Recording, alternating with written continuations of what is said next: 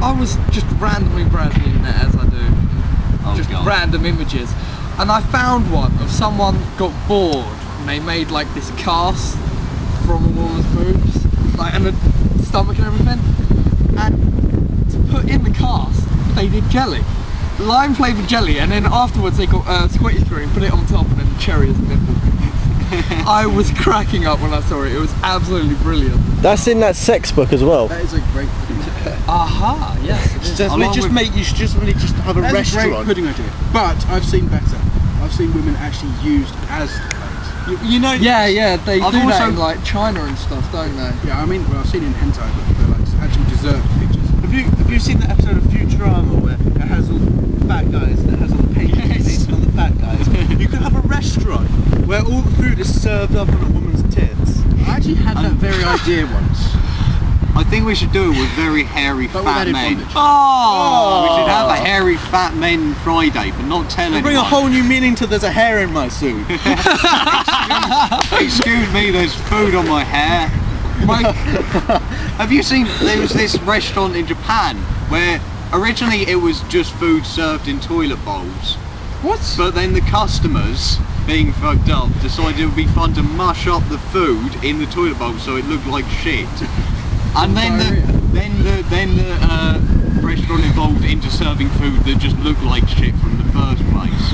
Oh, there's some things that should not be done, and that's more likely one of them. But yeah, I'm going to agree with that. With the fat men thing, what happens if they sweat? Then it just gets all weird and more salty tasting than it should be. You just swab it up with a loaf of bread. I suppose if you want extra salt, you just have to ask for an extra fat guy that sweats a lot. I want some mayonnaise. Give me a minute. Oh no!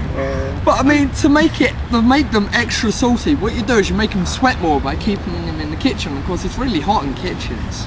Yeah. I really want sweat buckets. I really want to. That's where they put it. I really want to set up a flying spaghetti monster restaurant and give half price to anyone who dresses up as a pirate. And then everyone, because you can buy food for half as much there, everyone will come to town dressed as a pirate. And then we'll solve global warming. Yay! And everyone will be dressed as pirates, which is just fun. Back in the 1800s, all this global warming shit didn't exist. Yeah. Exactly. 1700s and all that. Surely this just pirate thing causes an infinite loop, because one of the rules of shotgun is that if you've dressed as completely and convincingly as a pirate, you automatically get shotgun, and that's one of the rules of the internet. It's like if you're driving by a woman walking a dog, you have to yell out the window who's walking who, and if you don't, you infinitely you automatically just lose shotgun. Jump out the car. Yeah. And if anyone goes up to the car and says, "What's shotgun?" they have to walk.